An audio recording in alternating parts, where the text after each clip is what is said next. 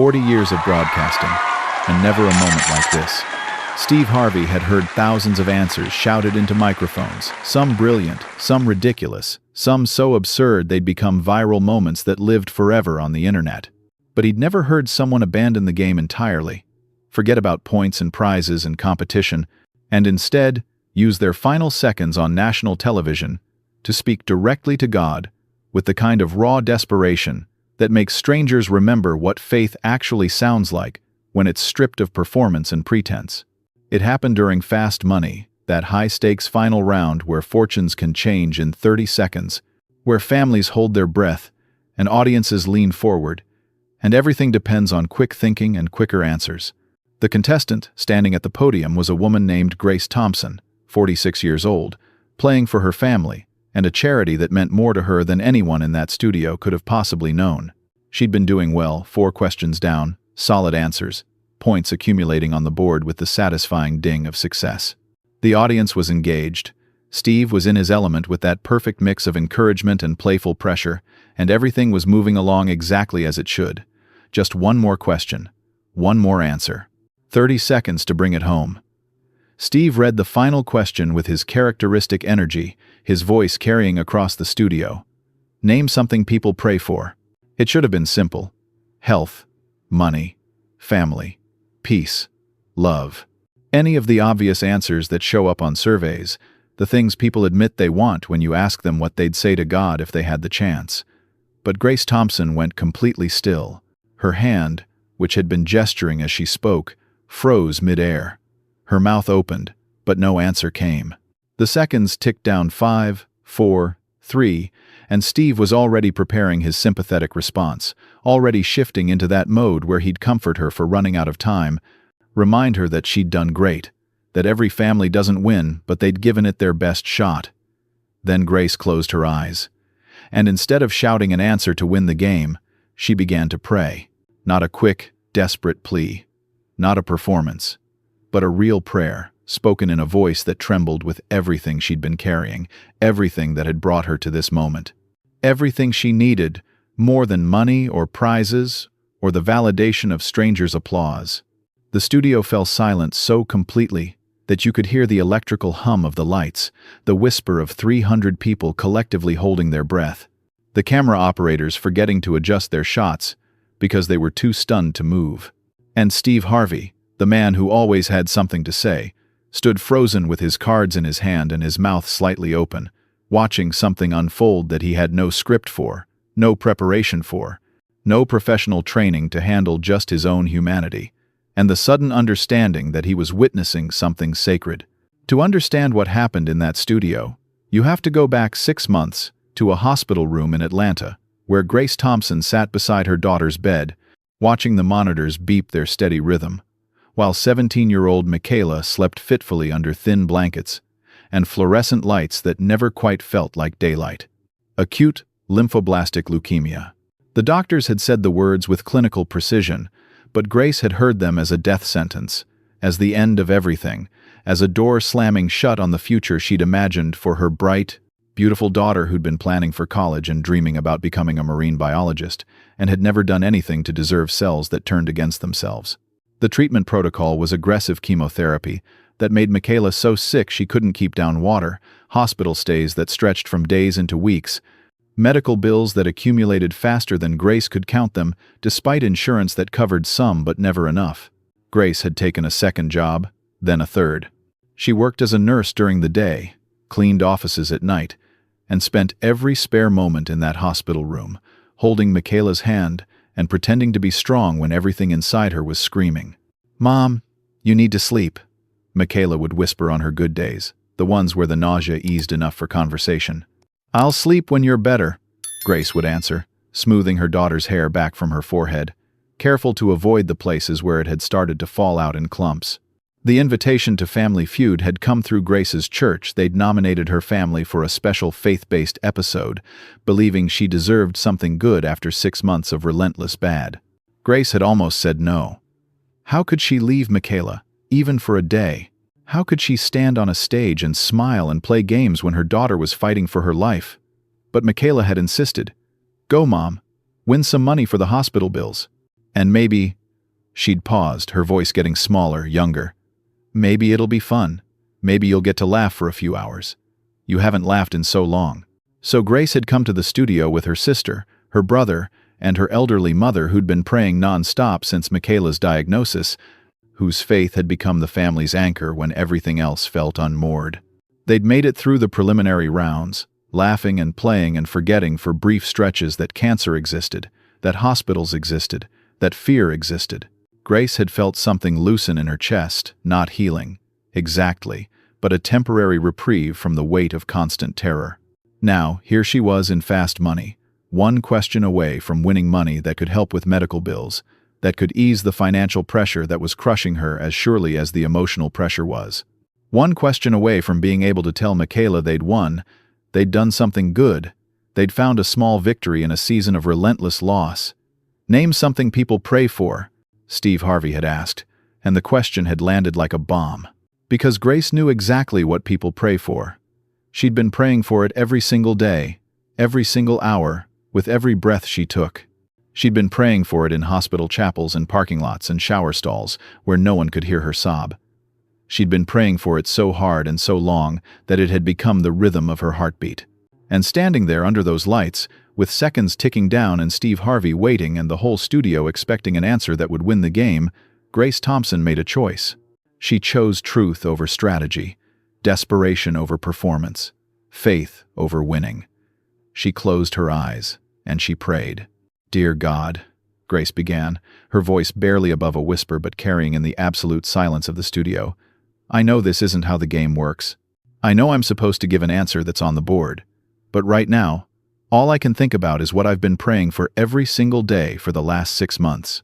The timer had stopped. No one knew who'd done it. Maybe the director, maybe a producer who'd understood instinctively that this moment was bigger than game rules, but the countdown clock froze, suspended in time along with everyone in that studio. "I pray for my daughter," Grace continued, and her voice cracked on the word, daughter. "Michaela. She's 17 and she has leukemia and she's in a hospital bed right now instead of being here with me. I pray that she'll live. I pray that the treatment will work. I pray that she'll get to go to college and fall in love and have babies of her own someday and do all the things 17-year-olds are supposed to dream about." Tears were streaming down Grace's face now, but she kept her eyes closed, kept speaking to God like they were the only two in the room, like the cameras and the audience, and Steve Harvey had all disappeared, and it was just her and the divine, and a desperation too big to contain. "I pray for strength to keep going when I'm so tired I can barely stand. I pray for money to pay the medical bills that keep coming. I pray for my mama who's been holding this family together with her faith when mine keeps wavering. I pray for peace, for hope, for just one good day where my baby girl doesn't hurt so much." Steve Harvey's cards had fallen from his hands, scattering on the floor by his feet. His face had transformed, all the professional polish stripped away, leaving only raw humanity, a father himself who understood in his bones what it meant to fear for your child, to bargain with God, to offer anything, everything, if only they could be spared. The audience was weeping, not politely dabbing at eyes, but openly sobbing, strangers clutching each other, mothers thinking of their own children, fathers remembering their own prayers in dark hours. Everyone suddenly confronted with the truth that beneath all the laughter and competition and entertainment, we're all just people terrified of losing the ones we love. Grace's sister had moved from the family area toward the stage, her hand pressed against her mouth, torn between wanting to comfort Grace and knowing that this moment, this raw, sacred moment, needed to happen exactly as it was happening. "I pray," Grace whispered, her voice getting softer, more intimate, "that if you can't heal her, you'll at least let me keep her a little longer. Let me have more time. Let me hold her hand and tell her I love her and make her laugh one more time. Just a little more time, God. Please. I'm begging you. Just a little more time with my baby." Steve had moved closer without realizing it, drawn by the gravity of her grief, by the authenticity of her faith, by the way her prayer had transformed the Family Feud stage into something that felt more like a church, more like a sanctuary, more like the kind of holy ground where shoes should be removed and voices should be hushed. "And Lord," Grace said, and there was something different in her voice now, not just desperation but also a kind of surrender, a release. I pray for everyone else who's standing in hospital rooms right now. Everyone who's scared. Everyone who's bargaining with you for more time. Everyone who's trying to be strong when they feel like they're breaking into a million pieces. Let them know they're not alone. Let them know you hear them. Let them know that faith isn't about having all the answers, it's about still showing up even when you don't. The studio lights seemed to soften. Or maybe it was just the tears blurring everyone's vision, making everything look dreamlike, otherworldly. The cameras kept rolling because the operators understood some instinct deeper than training, told them that this needed to be recorded, needed to be witnessed, needed to be preserved as evidence that television could still be a place where real human emotion happened, where masks fell away and people spoke truth that cut straight to the bone. Grace opened her eyes finally, and when she looked at Steve, there was no embarrassment in her face, no apology for breaking the rules, for turning a game show into a prayer meeting.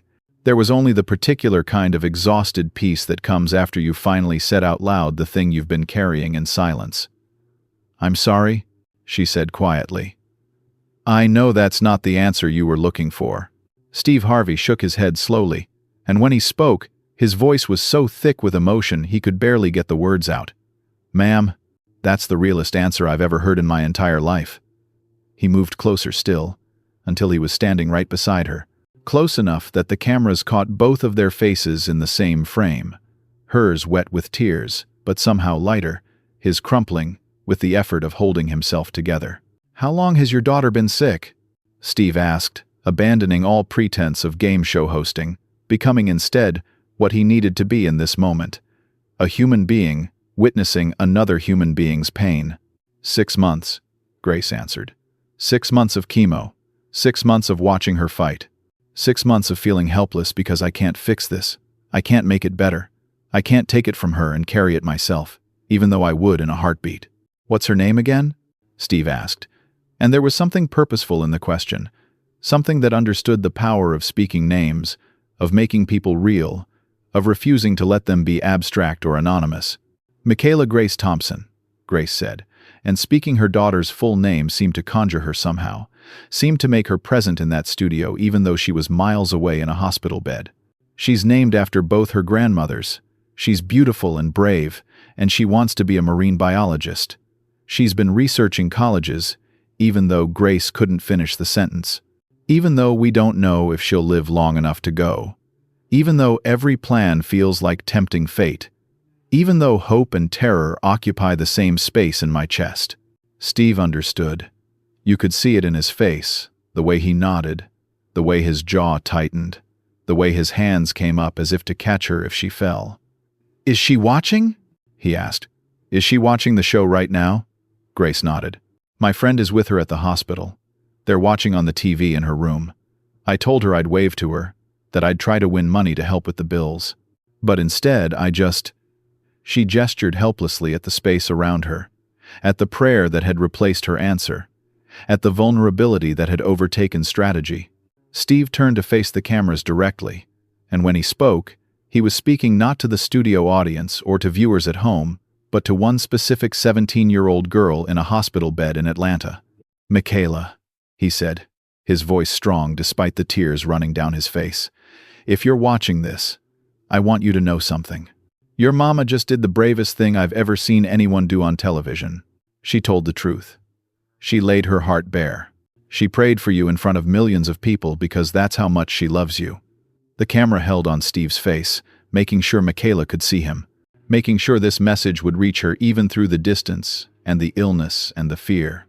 "And I want you to keep fighting," Steve continued. "You keep fighting because you've got a mama who would move heaven and earth for you. You keep fighting because the world needs marine biologists. You keep fighting because your story isn't over yet. This is just the hard chapter, the one that makes the rest of it mean something." He paused, collecting himself, then added with fierce conviction, "And we're going to pray with your mama, right now. Everyone in this studio, everyone watching at home, we're all going to pray for you, because that's what you do when someone's brave enough to ask. You pray." The audience was already standing, had been standing for a while without anyone asking them to, and now they bowed their heads in unison. 300 strangers becoming a congregation, a community, a chorus of silent prayer for a girl they'd never met, but who'd suddenly become everyone's daughter, everyone's reason to believe that collective faith might still move mountains. Steve took Grace's hand in his, and with his other hand, he beckoned her family to join them on stage. Her sister, her brother, her mother, they came together in a circle under those bright lights, and Steve led them in a prayer that was simple and powerful and completely unrehearsed. "Heavenly Father," he said, his voice carrying to every corner of that studio and beyond, "we lift up Michaela to you right now. We ask for healing. We ask for strength. We ask for more time, more laughter, more life. We ask for peace for this family who's been walking through the valley. And we thank you for Grace's courage, for her faith, for her willingness to stand here and speak truth even when it's terrifying." "Amen," the audience murmured in response, and it sounded like waves, like breath, like the collective exhale of people who'd forgotten what it felt like to pray together, to believe together, to hope together. When Steve released Grace's hand, she swayed slightly, and he steadied her, his hands on her shoulders, his eyes locked on hers. "We're going to make sure you win," he said quietly. "Not because you got the answer right on the board, but because you gave the truest answer anyone could give. And we're going to make sure your family gets support whatever you need. We're going to help make it happen."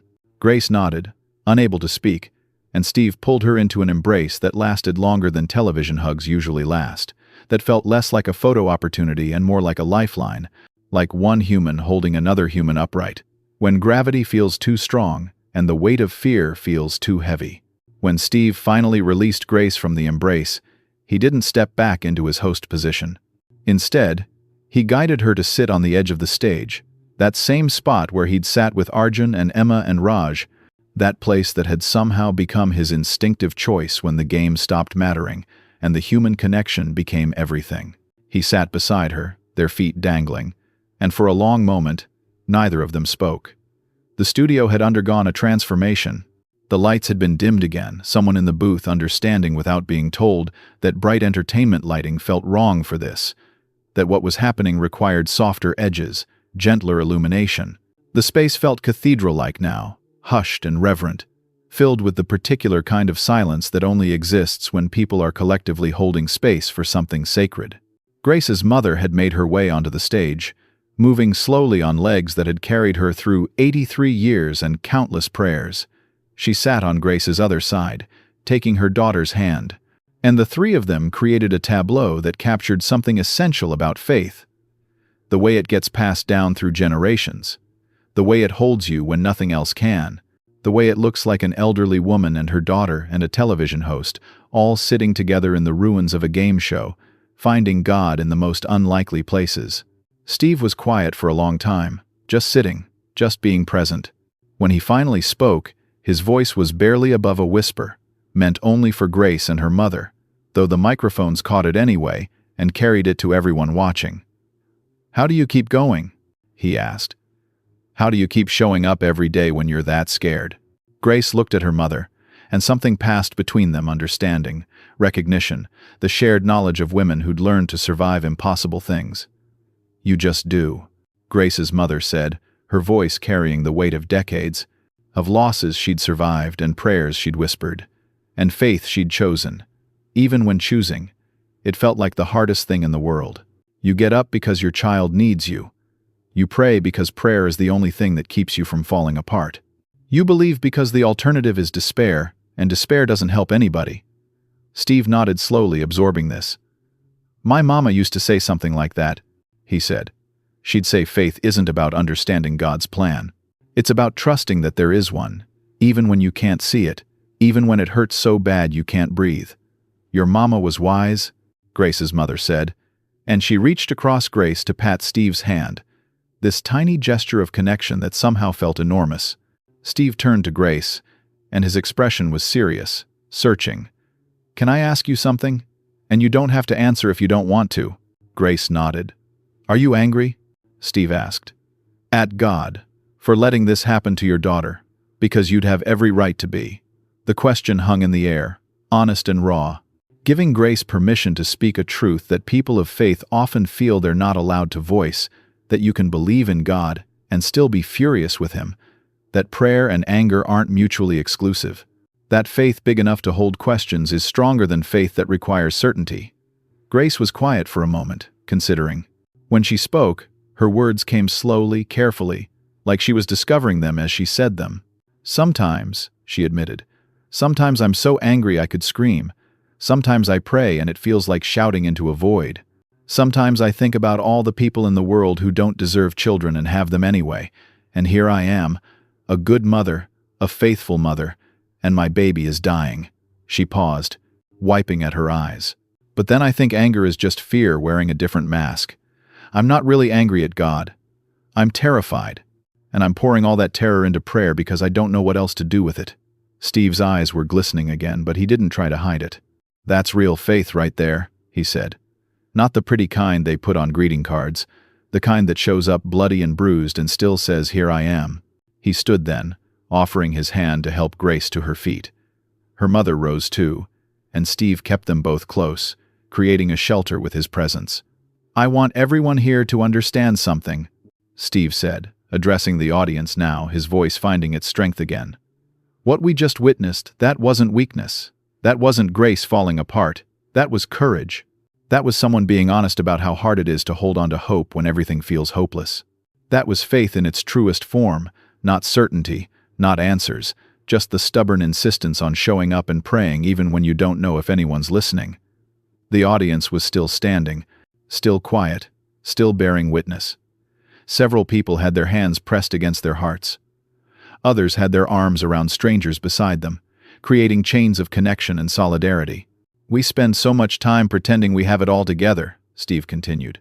"Pretending we're strong, pretending we're fine, pretending faith means never doubting or questioning or being scared. But that's not real. Real is standing here like Grace just did and saying, 'I'm terrified and I don't have answers, but I'm going to keep praying anyway.'" He looked down at Grace, and in his eyes was something like awe, like recognition, like the understanding that he'd just been given a gift, the chance to witness someone's most vulnerable moment and to honor it rather than exploit it, to protect it rather than sensationalize it. "Your daughter is going to see this," Steve said softly, "and she's going to know that her mama loves her enough to pray for her in front of the whole world. She's going to know that she's not fighting alone. She's going to know that sometimes the bravest thing you can do is ask for help, admit you're scared, and trust that the people who love you will hold you up when you can't stand on your own." Grace nodded. And for the first time since the prayer had begun, she smiled, small and fragile, but real. "Thank you," she whispered, "for not making me feel foolish, for not rushing me, for letting me say what I needed to say." "Thank you," Steve countered, "for reminding all of us what actually matters, for showing us that television can be more than entertainment, that it can be a place where real faith happens, where real prayer happens, where real love gets witnessed and honored." He turned to the cameras one more time. "We're going to close this show with a moment of silence," he announced. "For Michaela, for Grace, for every family fighting battles we can't see, for everyone who's ever prayed in desperation, for everyone who's ever chosen faith, even when it hurt." The studio fell silent, not the silence of discomfort or awkwardness, but the silence of reverence, of collective prayer, of 300 hearts beating in unison for a 17-year-old girl they'd never met, but who'd become, in that moment, everyone's daughter, everyone's reason to believe. And in that silence, something shifted. Not healing, not yet, not completely, but the beginning of it.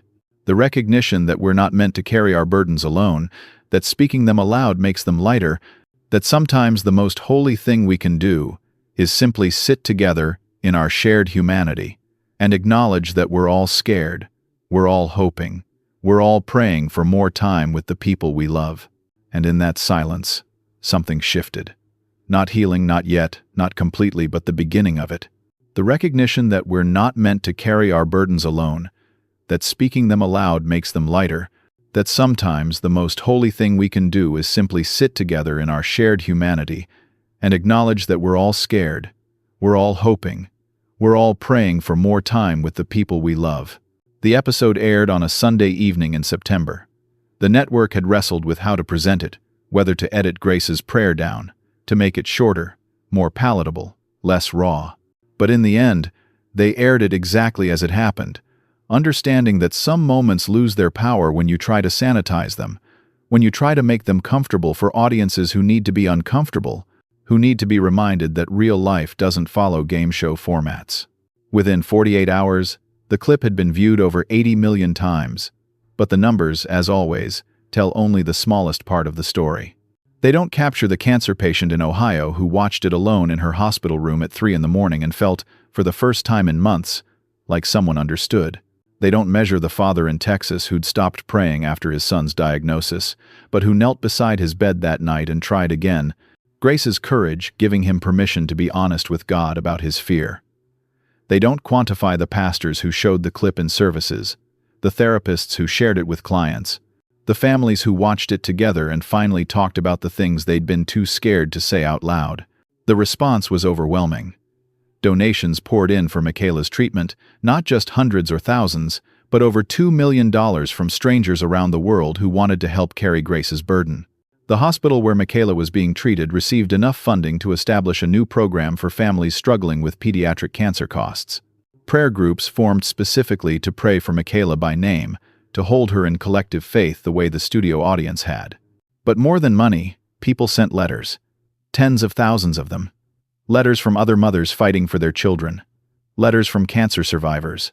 Letters from people who'd lost loved ones and needed to hear that faith could coexist with anger and fear.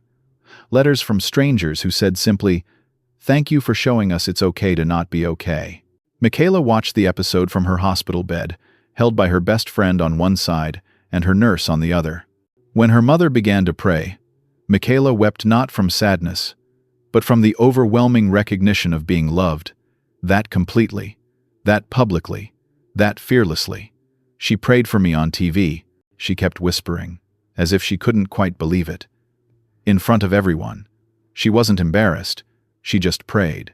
The treatment continued. The battle didn't end because of a prayer on television. That's not how faith works, not how medicine works, not how the hard realities of illness work. But something shifted. Grace found strength she didn't know she had. Michaela fought with renewed determination. The family felt less alone, less isolated in their fear, held by a community of strangers who'd become prayer warriors, who checked in, who sent cards and messages and kept Michaela's name lifted up. 6 months after the episode aired, Michaela's cancer went into remission.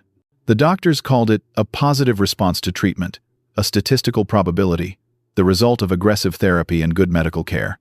Grace called it a miracle. Maybe both things were true. Maybe miracles look like science and prayer working together. Maybe God speaks through oncologists and chemotherapy, and the stubborn refusal to give up hope even when hope seems foolish. Steve Harvey didn't forget. He visited Michaela when she was strong enough for visitors, bringing flowers and laughter and the kind of presence that reminds you the world still has good people in it. He established a partnership between Family Feud and pediatric cancer organizations, making sure that every season included episodes supporting families like Grace's. On the first anniversary of Grace's prayer, he posted the clip again with a simple caption: "Real faith, real courage, real love. Still praying for you, Michaela."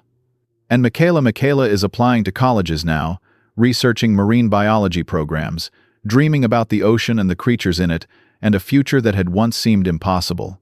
She wears a small silver bracelet that Grace gave her, engraved with the date of that Family Feud taping, and a simple phrase, "Faith over fear."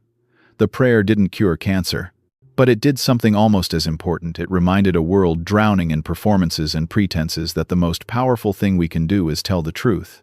That admitting we're terrified doesn't make us weak. That asking for help isn't failure. That sometimes the bravest answer isn't the one that wins the game, but the one that comes straight from a breaking heart that refuses to break completely. Because television doesn't just entertain. Sometimes, when someone is brave enough to turn a game show into a prayer meeting, it reminds us what we're all doing here.